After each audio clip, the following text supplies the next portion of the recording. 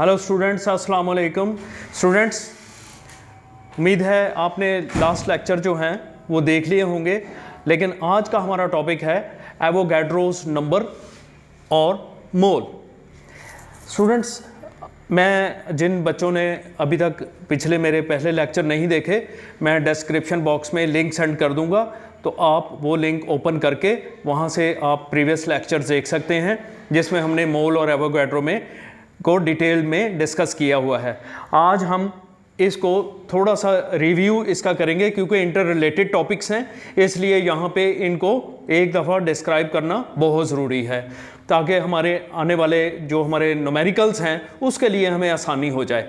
यानी आज का टॉपिक स्पेशली न्यूमेरिकल्स को अंडरस्टैंड करने के लिए है। ठीक है स्टूडेंट्स, तो आए हम शुरू करते हैं। ये दो टॉपिक हैं एक्चुअली। तो सबसे पहले हम शुरू करते हैं एवोगैड्रोस नंबर। एवोगैड्रोस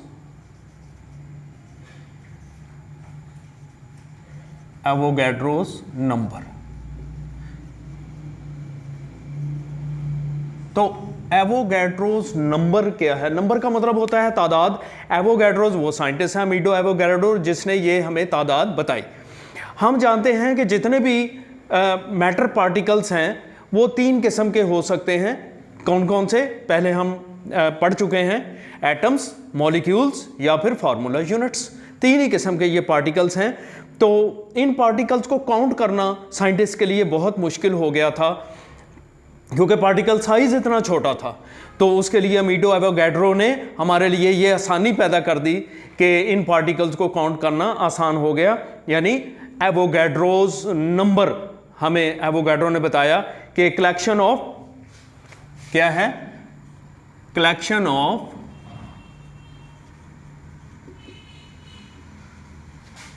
जी 6.02 इंटू 10⁻³ पार्टिकल्स। जब मैं लफ्ज़ पार्टिकल बोलता हूं, पार्टिकल्स, तो वो क्या हो सकते हैं? या तो वो एटम्स होंगे, अगर हम एलिमेंट को डिस्कस कर रहे हैं, या फिर मॉलिक्यूल्स होंगे। ये एलिमेंट भी हो सकते हैं और कोवलेंट कंपाउंड भी, तो उनके क्या होंगे? मॉलिक्यूल्स। और उसके बाद फार्मूला यूनिट्स। कौन से? आयनिक कंपाउंड्स के फार्मूला यूनिट्स होते हैं। और फार्मूला यूनिट्स के अंदर क्या चीज़ हम डिस्कस करते हैं? आयंस को, नंबर ऑफ आयंस। ठीक है बेटे, ये क्लियर हो जाएगी इंशाल्लाह आपको बात। अगर आप प्रीवियस लेक्चर आप एक दफ़ा और देख लें तो ये बात भी क्लियर हो जाएगी। अब हम देखते हैं कि जो हमने पहले भी पढ़ा हुआ है कि एवोगैड्रोस नंबर जो हैं, इनमें एटम्स भी हो सकते हैं। ठीक है, मैं इसको प्लूरल फॉर्म में लिख देता हूँ। इसमें एटम्स भी हो सकते हैं, मॉलिक्यूल्स भी और फार्मूला यूनिट्स भी। जी, तो कोई भी सब्सटेंस आप ले लें, उसके 1 मोल के अंदर, ठीक है ना, तो ये लिखा है नंबर ऑफ पार्टिकल्स कितने? 6.02 इंटू 10⁻23 पार्टिकल्स इन 1 मोल। कितने में? इन 1 मोल। यानी किसी भी सब्सटेंस के 1 मोल में इतने पार्टिकल्स होंगे। फर्ज करें अगर हम एटम्स ले लेते हैं तो हम इस तरह लिख सकते हैं, यानी 6.02 इंटू 10⁻23 एटम्स। क्या लिख सकते हैं? एटम्स। ये कोई भी एटम्स हो सकते हैं किसी भी एलिमेंट के, तो इसको, या मॉलिक्यूल के भी एटम हो सकते हैं, तो ये किसके इक्वल हैं? 1 मोल के। ठीक है, इसी तरह 6.02 इंटू 10⁻23 क्या हो सकते हैं? नंबर 2 मॉलिक्यूल्स भी हो सकते हैं। शाबाश, उम्मीद है आपको याद होगा पहला लेक्चर। और इसी तरह 6.02 इंटू 10⁻23 क्या हो सकते हैं? नंबर 3 क्या है? Formula units. Yes, formula units. ये भी 1 मोल के इक्वल है। ठीक है बेटे, इसका मतलब ये हुआ कि कोई भी सब्सटेंस हो, चाहे वो एटम्स हैं, चाहे वो मॉलिक्यूल्स हैं या फार्मूला यूनिट्स हैं, उनके अंदर किसी भी चीज़ के 1 मोल में इतने एटम्स होंगे, किसी भी चीज़ के 1 मोल में इतने मॉलिक्यूल्स होंगे, किसी भी चीज़ के 1 मोल में इतने फार्मूला यूनिट्स हो सकते हैं। इसका मतलब ये हुआ कि ये जो एटम्स हैं ये किसी एलिमेंट्स के हो सकते हैं, और मॉलिक्यूल जो हैं ये किसी भी कोवलेंट कंपाउंड्स के हो सकते हैं मॉलिक्यूल्स, और जो फार्मूला यूनिट्स हैं वो आयनिक कंपाउंड्स के हो सकते हैं। अब हम जो असल पॉइंट की तरफ हम आना चाहते हैं, हम चाहते थे कैलकुलेशन करना कि नंबर ऑफ पार्टिकल्स कैसे काउंट करें, चाहे वो एटम्स पूछ ले हमसे, चाहे वो मॉलिक्यूल्स पूछ ले, चाहे फार्मूला यूनिट्स पूछ ले, या फार्मूला यूनिट्स के अंदर नंबर ऑफ आयंस पूछ ले, हम किस तरह कैलकुलेट करेंगे। सबसे पहले किसी भी मॉलिक्यूल के अंदर हमने नंबर ऑफ एटम्स कैसे फाइंड करने हैं, तो देखते हैं number of atoms, number of atoms किस में, number of atoms in molecular compound, in molecular compound. ये डॉट के साथ मैं कंपाउंड के स्पेलिंग शॉर्ट लिख रहा हूं, हम इस तरह भी लिख सकते हैं। तो जो भी मॉलिक्यूलर कंपाउंड होगा उसमें नंबर ऑफ आयंस हो सकते हैं in ionic compounds, number of atoms हो सकते हैं मॉलिक्यूलर कंपाउंड में, और number of ions, number of ions हो सकते हैं किसमें, इन आयोनिक कंपाउंड में। ये देख रहे हैं आप, या तो वो मॉलिक्यूलर कंपाउंड होगा या आयनिक कंपाउंड होगा, क्योंकि ऑलरेडी हम देख चुके हैं कि कंपाउंड जो हैं वो 2 ही किस्म के हैं, या तो वो मॉलिक्यूलर होगा या फिर आयनिक होगा। अब हम ये भी जानते हैं कि मॉलिक्यूलर कंपाउंड्स कौन से होते हैं, जो कोवलेंट कंपाउंड्स होते हैं। मॉलिक्यूलर कंपाउंड जो हैं वो कैसे होंगे, उनमें कौन सा बॉन्ड होगा, कोवलेंट बॉन्ड, तो उनको हम कोवलेंट कंपाउंड भी कह सकते हैं। और इस तरह जो आयनिक कंपाउंड्स हैं इनके अंदर हम जानते हैं कि आयंस होते हैं, आयनिक कंपाउंड में आयंस होते हैं, जैसे NaCl के अंदर हमने पढ़ा था। तो अब हम देखना चाहते हैं कि अगर एग्जांपल ले लेते हैं कि 1 मॉलिक्यूल ऑफ वाटर, पानी का 1 मॉलिक्यूल है, उसमें नंबर ऑफ एटम्स कितने हैं। फर्ज करें हमने फाइंड करने हैं number of atoms in 1 molecule of water. अब वाटर का फॉर्मूला क्या है, H2O। अब इसमें नंबर ऑफ एटम्स कितने हैं, हम फाइंड क्या कर रहे हैं, 1 मॉलिक्यूल में नंबर ऑफ एटम्स, यानी 2 हाइड्रोजन है तो 1 ऑक्सीजन का होगा। ठीक है, अब हम लिख सकते हैं कि 1 molecule of water has 2 atoms of hydrogen, 1 molecule of water H2O has कितने एटम्स हैं हाइड्रोजन के, 2 atoms of हाइड्रोजन। ठीक है, और अब ऑक्सीजन एटम कितने हैं, 1 atom of ऑक्सीजन। ठीक है, अब टोटल एटम कितने हो गए ये जी, शाबाश, 3 एटम्स, यस, टोटल 3 एटम्स हैं, यानी 2 एटम्स हाइड्रोजन के और 1 एटम ऑक्सीजन का। तो इसका मतलब ये हुआ, अब अगर हमने मोल्स में नंबर ऑफ फाइंड करने हैं, यानी ये 3 एटम्स पानी के 1 मोल में हैं, हम यहां पे लिख सकते हैं this is equal to 1 mole of water. तो 1 मोल ऑफ वाटर में 2 एटम हाइड्रोजन के और 1 एटम ऑक्सीजन का, तो कितने एटम हो गए, 3 एटम्स इक्वल टू 1 मोल। अब हमने नंबर ऑफ जो पार्टिकल्स हैं यानी नंबर ऑफ एटम्स 1 मोल में कितने होते हैं, कितने 6.02 इंटू 10⁻23 क्या है एटम्स। ठीक है, यहां पे क्योंकि हम क्या ले रहे हैं मॉलिक्यूल, तो यहां पे आप मॉलिक्यूल लिख सकते हैं जी। अब एक 1 मोल में मॉलिक्यूल इतने हैं तो नंबर ऑफ एटम्स कितने होंगे, तो 3 है, तो नंबर ऑफ एटम्स को इसके हम 3 से मल्टीप्लाई कर देंगे, यानी 3 इंटू 6.02 इंटू 10⁻23। अब ये क्या होंगे, मैंने अब 3 से मल्टीप्लाई कर दिया, अब ये मॉलिक्यूल की बजाय क्या मैंने फाइंड किया है एटम्स।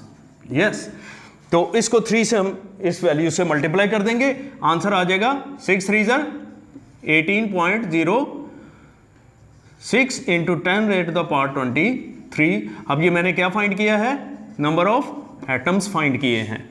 अच्छा, अब मैं इसको साइंटिफिक नोटेशन में लिखने के लिए क्या करूंगा, इस पॉइंट को एक डिजिट इस तरफ मूव कर दूंगा। ठीक है, अब 18 की बजाय आप इस तरह भी लिख सकते हैं, यानी 1.06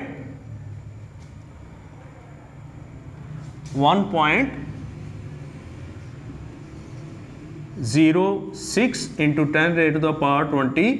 अब ये क्या हो जाएगा 24 हो जाएगा। क्यों, जब मैं इसको साइंटिफिक नोटेशन में लिखा तो यहां पे जब मैं लेफ्ट की तरफ मूव करूंगा तो यहां पे एक पावर जो है वो बढ़ जाएगी, तो इसका मतलब यहां पे ये वैल्यू आ गई 1.806 इंटू 10⁻23 एटम्स।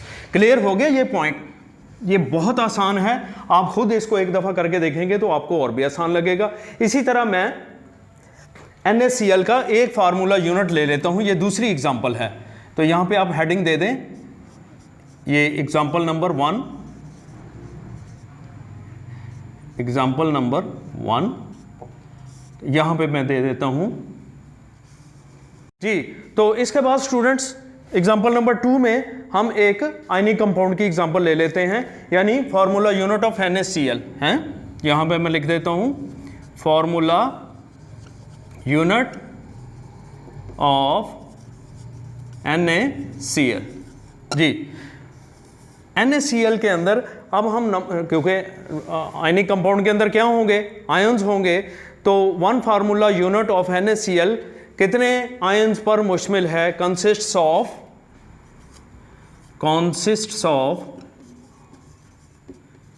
कितने आयंस, कंसिस्ट्स ऑफ 1 NaCl, 1 यानी sodium ion, consists of 1 sodium ion Na+ ion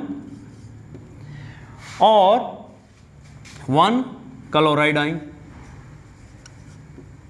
क्योंकि ये आयनिक कंपाउंड है। अब टोटल आयन कितने हो गए जी, 1 + 1 जी 2 आयंस, कितने हो गए 2 आयंस। अब हम जानते हैं कि इसके एक सोडियम आयन और एक क्लोराइड आयन में नंबर ऑफ मोल कितने हैं, 1 मोल। तो 1 मोल में कितने पार्टिकल्स हैं, कितने फार्मूला यूनिट्स हैं, वो हम जानते हैं 6.02 इंटू 10⁻23। मैंने लफ्ज़ क्या बोला है, फार्मूला यूनिट्स, ये अभी फार्मूला यूनिट्स हैं। इसके बाद हम क्या निकालेंगे, टोटल नंबर ऑफ आयंस। ठीक है, तो टोटल नंबर ऑफ आयंस 1 मोल में कितने हैं, मैं क्या करूंगा, टोटल नंबर ऑफ आयन हम जानते हैं 2, तो इस एवोगैड्रो को, ये हैं हमारे फार्मूला यूनिट्स की तादाद, मैं नंबर ऑफ आयन निकालने के लिए इस वैल्यू को 2 से मल्टीप्लाई कर दूंगा तो ये नंबर ऑफ आयंस आ जाएंगे 6.02 इंटू 10⁻23 जी। अब ये यहां पे क्या है, फार्मूला यूनिट्स, यहां मैं क्या लिखूंगा, फार्मूला, ये यूनिट्स हैं। अब एक फार्मूला यूनिट में 1 मोल और 1 मोल में नंबर ऑफ आयंस कितने हम जानते हैं, एक सोडियम आयन और एक क्लोराइड आयन, 2 आयंस, तो 2 को मैं इससे मल्टीप्लाई कर दूंगा, किससे, एवोगैड्रोस नंबर से। तो ये अब हमारे पास क्या आएंगे, 6 2 क्या आंसर आएगा 12.04 इंटू 10⁻23। अब इस 12.04 को मैं अब क्या करूंगा, साइंटिफिक नोटेशन में लिखूंगा जी। तो साइंटिफिक नोटेशन में जब मैं इसको लिखूंगा, मैं इसको इक्वल यहां पे कर देता हूं। ये पॉइंट को जब मैं लेफ्ट मूव करूंगा, यहां की बजाय मैं 1.2 कर दूंगा। यहां क्या है 12.04, मैंने पॉइंट 1.204 कर दिया, यानी पॉइंट को मैंने यहां से शिफ्ट करके साइंटिफिक नोटेशन में इसे ले आया और मल्टीप्लाई कर दूंगा 10⁻23। तो अब मैंने क्या फाइंड कर लिया, एक फार्मूला यूनिट्स में नंबर ऑफ आयंस फाइंड कर लिए हैं 1.04 इंटू 10⁻20, सॉरी यहां पे अब मैं 424 लिखूंगा। क्यों, अब मैं साइंटिफिक नोटेशन के लिए एक पॉइंट इस तरफ मैंने मूव कर दिया, इसको, इस पॉइंट को एक डिजिट इस तरफ जब मूव कर दिया तो 23 की बजाय यहां वैल्यू कितनी हो जाएगी, पावर 1 बढ़ जाएगी जब हम लेफ्ट मूव करते हैं। और जब हम राइट मूव करते हैं पॉइंट को, तो फिर एक पावर कम होती है, और राइट लेफ्ट मूव करने से एक पावर बढ़ जाती है। तो अब ये यहां पे मैं क्या लिखूंगा आंसर के साथ, ये मैंने क्या फाइंड किए हैं, नंबर ऑफ आयंस। तो ये है, ये नंबर ऑफ आयंस की तादाद हमने फाइंड कर ली, किसमें, 1 मोल के अंदर। 1 मोल NaCl के अंदर हमने पहले क्या किया, फार्मूला यूनिट्स फाइंड किए। तो 1 मोल में हम जानते हैं एवोगैड्रोस नंबर। तो जब मैंने आयंस फाइंड किए तो मैंने क्या किया, नंबर ऑफ आयंस हमारे पास कितने थे, 2, एक सोडियम आयन और एक क्लोराइड आयन, उसको मैंने इस फार्मूला यूनिट के साथ, पार्टिकल्स के साथ मल्टीप्लाई कर दिया। तो ये अब वैल्यू बन गई 12.04। जब मैंने पॉइंट को लेफ्ट मूव किया तो पावर 1 बढ़ जाएगी, तो 1.024 इंटू 10⁻24 आंसर आ जाएगा। अब ये मैंने फाइंड क्या कर लिया, आयंस। अच्छी तरह समझ लें और इसको खुद करके देखें, तब आपको इंशाल्लाह ये ज़्यादा अच्छी तरह समझ आ जाएगी। उम्मीद है स्टूडेंट्स ये आज का लेक्चर यहाँ तक आपको समझ आ गया होगा। मोल भी इसके साथ ही हम इसको समझेंगे, ताकि मोल कैलकुलेशन और इससे साथ क्योंकि रिलेटेड है एवोगैड्रोस नंबर के साथ, इसलिए यहीं पे हम इसको साथ ही स्टडी करेंगे। स्टूडेंट्स जी, स्टूडेंट्स तो चलिए अब हमारा जो रिलेटेड टॉपिक है इसके साथ, वो अब नेक्स्ट क्या है, मोल जी। तो अब हम, हमारा दूसरा टॉपिक है मोल का। मोल क्या है, देखें, हम जानते हैं कि हमने कहा था कि एक मोल में पार्टिकल्स कितने हैं, तो वो तो हमने देख लिया कि 6.02 इंटू 10⁻23 पार्टिकल्स होते हैं किसी भी चीज़ के 1 मोल में। तो 1 मोल क्या है, अब इसकी ये 2 डेफिनेशन है। Mole is defined as the amount, mole एक ऐसी अमाउंट है, एक मिकदार है, यानी वो मास की होगी। अमाउंट किसकी, मिकदार किसकी होगी, वो किसी भी चीज़ के मास की, यानी मास ऑफ द सब्सटेंस होगा। तो उसके अंदर पार्टिकल्स कितने होंगे, तो 1 mole is defined as amount of 1 mole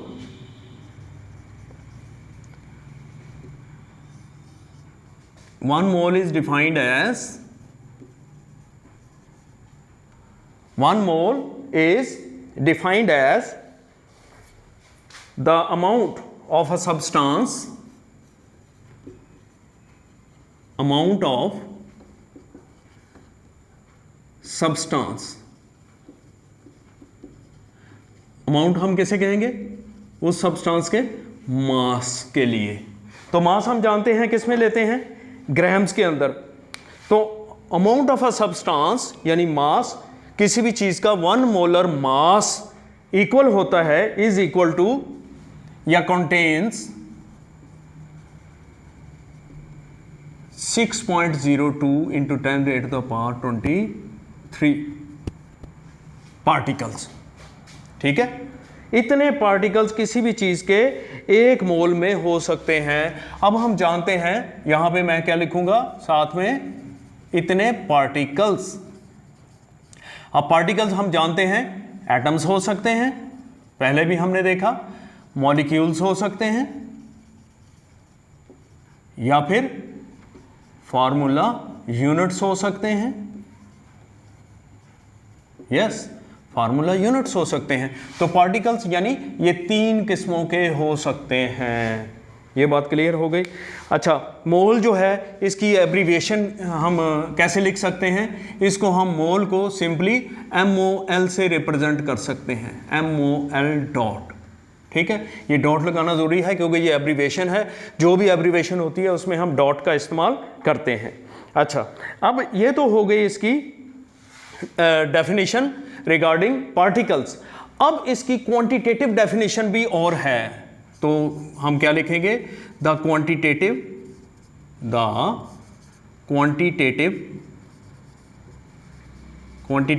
definition of mole क्या होगी? हमने क्या कहा है? मास, जी, मास ऑफ सब्सटेंस। तो अब हम लिख सकते हैं कि क्वांटिटेटिव डेफिनेशन ऑफ मोल में द एटॉमिक मास, तीनों किस्म के मास हो सकते हैं। एटम्स होंगे तो एटॉमिक मास, मॉलिक्यूल होंगे तो मॉलिक्यूल का मास, मैं लिखूंगा मॉलिक्यूलर मास, या फिर आयनिक कंपाउंड होंगे तो फार्मूला यूनिट्स क्या होगा? Formula mass, formula mass when expressed in grams, जी, when expressed in grams, जी, जब हम एटॉमिक मास, मॉलिक्यूलर मास या फार्मूला मास को किस में जाहिर करेंगे? एक्सप्रेस्ड इन ग्राम्स, क्योंकि एटॉमिक मास, मॉलिक्यूलर मास और फार्मूला मास को हमने किस में रिप्रेजेंट किया था? आपको याद होगा, इसको भी हमने AMU में, इसको भी हमने AMU में, याद है? Atomic mass unit, atomic mass unit, और इसको भी AMU में, याद है? और इस तरह अब AMU की जगह मैंने क्या लगा दिया? लफ्ज ग्राम। तो इसका मतलब ये हुआ कि अब ये बन गई चीज मोल। वो मास क्या कहलाएगा? मोल कहलाएगा, या फिर मोलर मास कहलाएगा। इसका मतलब ये हुआ।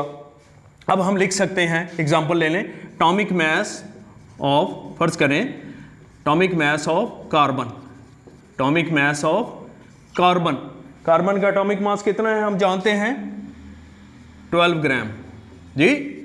तो इसी तरह molecular mass of water, molecular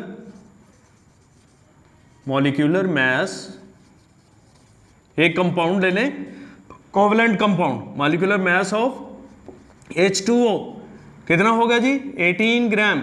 ये तो आप जानते होंगे कि 2 हाइड्रोजन का मास 2 और एक ऑक्सीजन का 16 ग्राम, 16 + 2 18। कार्बन का तो हम जानते हैं कि 12 ही होता है। और इसी तरह एक आप फार्मूला यूनिट ले लें, यानी फार्मूला यूनिट किसका ले लें? Formula mass of NaCl। वैसे तो कोई भी कंपाउंड आप आयनिक कंपाउंड ले लें, ये किसके कितने के इक्वल होगा? कितने, इसका मास कितना होगा? यानी सोडियम का 23 और क्लोरीन का 35.5।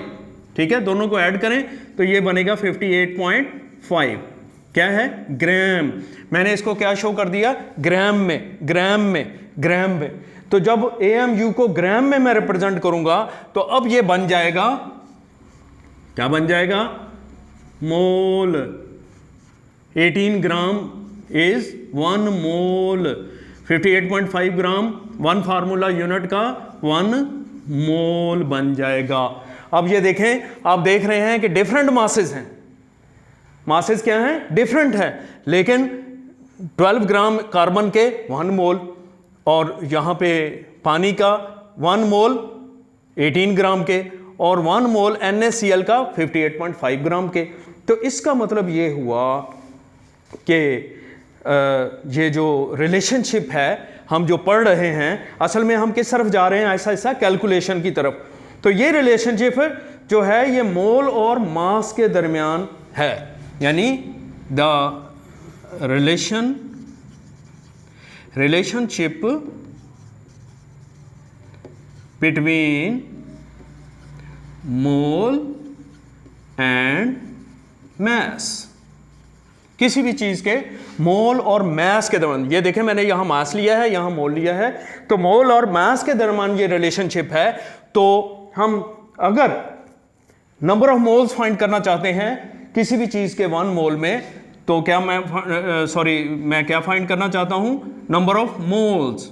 मैं क्या फाइंड करना चाहता हूं, number of moles of a substance. किसी भी चीज के सब्सटेंस में मैं जब नंबर ऑफ मोल्स फाइंड करूंगा तो क्या करूंगा, गिवन मास उस सब्सटेंस का, ऑफ सब्सटेंस, ये लिखते हैं बेशक साथ, बेशक ना लिखें, अंडरस्टूड है कि ये ग्राम्स में ही मास है। क्या है, given mass of the substance divided by, किससे डिवाइड कर देंगे, मोलर मास के साथ, molar mass of the substance.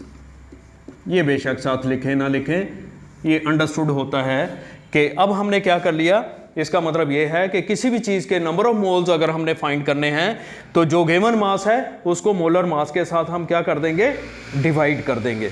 ठीक है मेरा बेटा। तो इसी तरह ये तो हो गया मोल मास कैलकुलेशन। और अब इसके बाद हमने देख लिया आपने कि नंबर ऑफ मोल्स कैलकुलेट करने के लिए जो भी सब्सटेंस का गिवन मास होगा उसको मोलर मास के साथ आप डिवाइड करके आप नंबर ऑफ मोल्स फाइंड कर सकते हैं। तो अगर आपने किसी चीज़ का मास कैलकुलेट करना हो तो फिर क्या करेंगे, तो हम ये इसको यहीं पे लिखा रहने देंगे, यानी फिर मास गिवन तो नहीं होगा, हम फिर लिखेंगे मास ऑफ सब्सटेंस जो हम फाइंड करना चाहते हैं किसके इक्वल है, नंबर ऑफ मोल्स के, number of moles. Given mass किसके इक्वल है, अब यहां पे हम लिखेंगे mass of substance equal to number of moles, mass of substance equal to number of moles. अब ये मोलर मास क्या करेगा, इधर जाके मल्टीप्लाई हो जाएगा नंबर ऑफ मोल्स के साथ, तो यहां पे मैं क्या लिखूंगा, मोलर मास। ठीक है, अब इन दोनों को मल्टीप्लाई करेंगे तो हमारे पास मास आ जाएगा।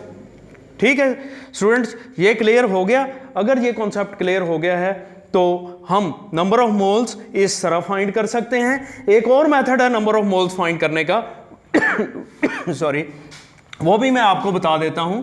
हम यहीं पे अब दूसरा कैलकुलेशन हमारी क्या है, मोल पार्टिकल्स कैलकुलेशन। क्या है, मोल पार्टिकल्स। पहले क्या किया हमने, मोल मास कैलकुलेशन। ये देखें मोल मास कैलकुलेशन हमने पहले की है, अब हम कर रहे हैं मोल पार्टिकल्स कैलकुलेशन। मोल पार्टिकल्स कैलकुलेशन, बार बार मैं रिपीट कर रहा हूं, मोल पार्टिकल्स कैलकुलेशन। अब इसका फॉर्मूला क्या है, इसके लिए भी अब हमने अगर नंबर ऑफ मोल्स फाइंड करने हैं तो यहां पे ये दूसरा फार्मूला है नंबर ऑफ मोल्स फाइंड करने का। नंबर ऑफ मोल्स फाइंड करने का दूसरा फार्मूला है। तो हम क्या करेंगे, अगर हमारे पास मास ना दिया हो तो सिर्फ पार्टिकल्स दिए हों तो गिवन नंबर ऑफ पार्टिकल्स हम लिखेंगे, गिवन नंबर ऑफ, गौर से समझ लें, गिवन नंबर ऑफ पार्टिकल्स लिखेंगे और इसको डिवाइड कर देंगे Na के साथ। जी Na क्या है, याद करें, ये सोडियम नहीं है। अक्सर बच्चे यहाँ स्मॉल a लिख देते हैं, वो सोडियम बन जाएगा। यहाँ आपने n स्मॉल यानी कैपिटल A ही लिखना है, लेकिन साइज थोड़ा सा उससे छोटा कर देंगे, यानी ये एवोगैड्रोस नंबर है। A स्टैंड्स फॉर एवोगैड्रो और N फॉर नंबर। अब इसकी दूसरी सूरत कैसी हो सकती है कि क्या होगा, given number of particles, given number of particles divided by Na की वैल्यू लिखते हैं 6.02 इंटू 10⁻23। यस, तो ये नंबर ऑफ मोल्स फाइंड करने का दूसरा फार्मूला है। ये याद रखें, ये इसको खुद प्रैक्टिस करेंगे। Practice makes man perfect. आप इसकी और इसकी दोनों फार्मूले की प्रैक्टिस करेंगे तो ये आपको फिर कोई भी कैलकुलेशन है, जितनी भी एक्सरसाइज के अंदर न्यूमेरिकल्स हैं वो सारे आप खुद सॉल्व कर सकते हैं, तो अगर आपको ये दो फार्मूले याद हो जाते हैं। ठीक है स्टूडेंट्स, उम्मीद है ये आज हमारा ये चैप्टर 1 जो है इसके सारे टॉपिक आज फिनिश हो गए हैं। इसके बाद मैं कोशिश करूंगा आपको न्यूमेरिकल्स भी सॉल्व करवाऊं। थैंक यू वेरी मच, अल्लाह हाफिज़। और चैनल को फिर वही बात, सब्सक्राइब करना मत भूलिएगा। Thank you very much.